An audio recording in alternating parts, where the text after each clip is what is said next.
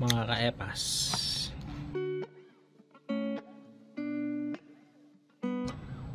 Ang 7-Eleven beef pares. Kita nyo, hotter rice.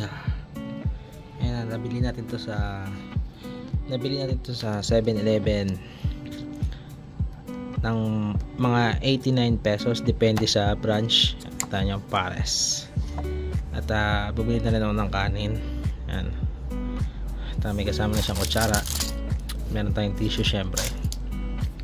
At papakita ko sa inyo kung saan makakarating ang 89 pesos nyo pag bumili kayo nito ng 7-Eleven beef pares.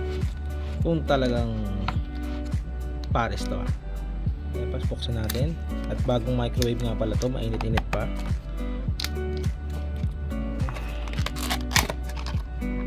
Ayun. Ayun, no?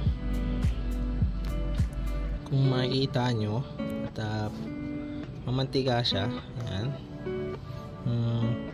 Amoy pares.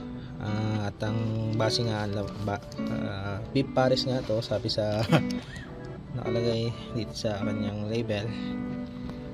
At makikita nyo meron siyang 1, 2, 3, 4 mga 5 naman. Ayan. At konting sabaw.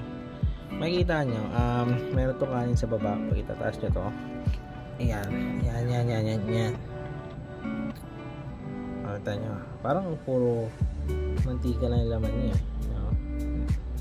Sa amoy pares, amoy star anise na mamantika.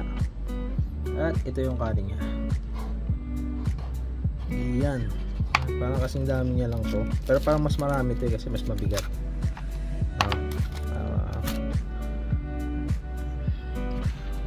So ayan, dito mararating ng 89 pesos nyo sa 7-Eleven.